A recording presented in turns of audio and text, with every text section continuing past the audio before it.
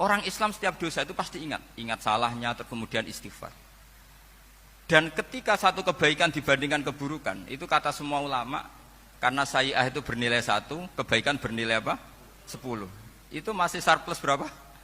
9. Jadi itu cara berpikir Abu Hasan Asyadzili. Kenapa kamu harus berpikir positif tentang Tuhan? Sekali berpikir tentang negatif, itu bahaya betul. Misalnya begini, kamu berpikir tak rewangi jadi kiai, sujud, rukuk, ternyata aku tetap mlebu neraka. Gunane apa? Itu menurut saya kan nggak punya akal. Sujud itu satu kelaziman menghamba kepada Allah. Normalnya seorang hamba itu ya sujud. Kemudian gara-gara kamu ingin masuk surga, terus logika kamu dibalik. Gunanya apa saya sujud? Ternyata saya masuk neraka. Itu pertanyaan yang benar-benar bodoh dan itu menjadikan Allah benci. Logikanya dibalik begini. Ini saya ngomong serius karena ini bentuk kemenangan saya. Ini bentuk kemenangan saya. Saya berkali-kali ngomong di kota pelajar di Jogja karena banyak pengujinya juga. Bukan sekedar pendamping tapi penguji. Banyak yang profesor, bukan sekedar dokter, banyak yang profesor. Jadi ya ini dok.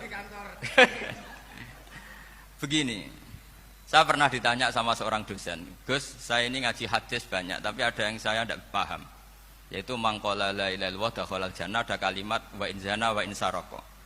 Meskipun pernah zina, pernah maling. Ini kan seakan-akan mentoleransi perzinaan dan pemalingan.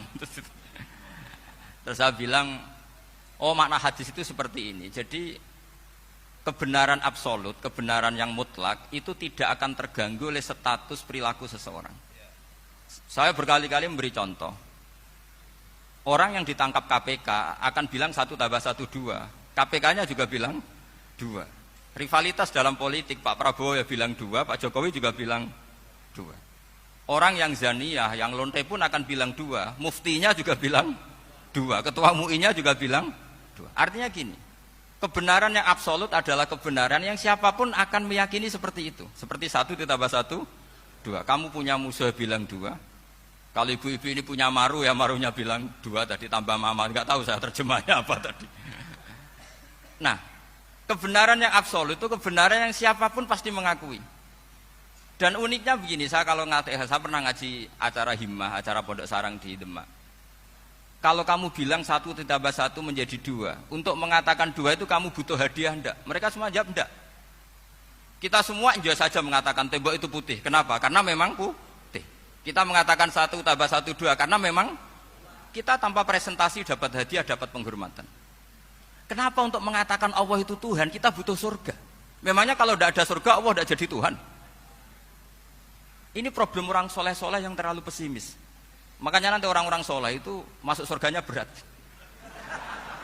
Tapi kalau orang alim lebih gampang kira-kira seperti itu. Iya, karena kan imannya lebih bagus. Dalam hadis qudsi Allah ini yang dibuli orang-orang soleh. Laulam akhluk jannatan wala naron alam akun ahlan an uto'a. Dalam hadis qudsi itu, kalau saja saya tidak menciptakan surga dan neraka, apa saya tidak jadi Tuhan yang perlu ditaati? Apa kalau kamu tidak saya kasih uang 1 juta terus bilang 1 tambah 1 11? Enggak kan? Tetap bilang berapa? 2. Kalau kebenaran absolut yang 1 tambah 1 kamu bilang 2 meskipun tanpa mendapat hadiah. Kenapa untuk bilang Allah Tuhan kamu butuh hadiah surga? Itu kan serai ikhlas blas. Makanya saya terus mengajarkan ikhlas. Ikhlas itu bisa dilatih dengan akal, dengan pikiran, bil ilmi lah. Harus dilatih. Nah di sini ini momen atau makna yang mestinya harus difahami wa inzana bahwa kalimat ini sah meskipun dilafadzkan seorang yang pernah zina. Sama seperti 1 tambah 1 2 sah, diucapkan siapa saja sah. Dan siapapun akan mengucapkan itu secara ikhlas. Ini penting saya utarakan. Sehingga setelah ada firqah-firqah takfiri yang mengatakan orang megang keris itu syirik, ke kuburan syirik, ini syirik. Itu salah besar. Salahnya adalah tadi kalimat-kalimat atau kebenaran-kebenaran absolut ini sudah jadi sibghata wa man ahsanu minallahi sibghah. Kalimat ini begitu absolut di hatinya orang mukmin. Sehingga ketika terganggu oleh hal-hal yang adat istiadat kayak pegang keris, kayak apa, ini tidak mengganggu. Tetap kualitas iman ini di atas keyakinan adat membawa apa keris. Kalau orang membawa keris menjadi syirik karena percaya sama makhluk, Orang misalnya kejawen kalau nggak bawa kris nggak nyaman. Orang kota itu kalau nggak bawa ATM juga nggak nyaman. Itu tidak dihukumi syirik. Kamu pergi lupa bawa HP nyaman ndak? Ndak, kenapa ndak dihukumi syirik?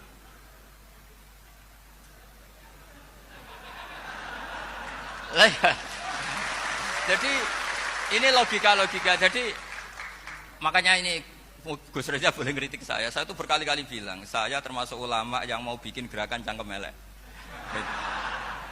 Karena nanti kalau saya nisbatkan ke Rasulullah itu tidak pantas, karena Nabi ahsanan nasi khalqaw wa khuluqa. Tapi saya siap jadi bempernya Rasulullah Shallallahu Alaihi Wasallam. Pernah ada diskusi di Jakarta, ini kisah nyata.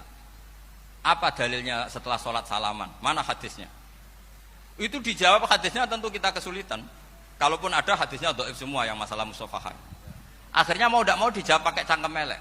Boleh enggak kamu setelah salam nyalain HP yang off? Boleh. Boleh enggak ke kamar mandi? Boleh. Oh berarti kencing boleh, nyalain HP boleh, yang enggak boleh itu ingat Allah. Karena mereka mengkritik wiridan, ngeritik salam. Akhirnya mikir deh. Ada enggak hadisnya orang setelah sholat nyalain HP? Enggak ada kan? Tapi mereka nyalain HP enggak hambatan, tapi untuk salaman masalah kan. Ke kamar mandi boleh, tapi untuk wiridan enggak boleh. Akhirnya mereka sadar, oh iya. Lama-lama dibisi gini yang kelompok itu. Kamu itu korban aliran supaya kamu enggak ingat Allah, ingatnya HP-nya. Sehingga orang wiridan kamu kritik, orang nyalain HP enggak kamu kritik. Itu kelompok itu adalah kelompok orang-orang yang supaya orang Islam itu lupa Tuhannya. Itu gerakan cangkem elek, tapi jadikan orang sadar. Jadi ini penting. Jadi kalau kamu tidak bisa bela agama dengan jalan yang lurus karena tidak bakat gitu, nggak apa-apa pakai cangkem elek tadi. Karena nggak mungkin gerakan ini dinisbatkan kepada Rasulullah Shallallahu Alaihi Wasallam.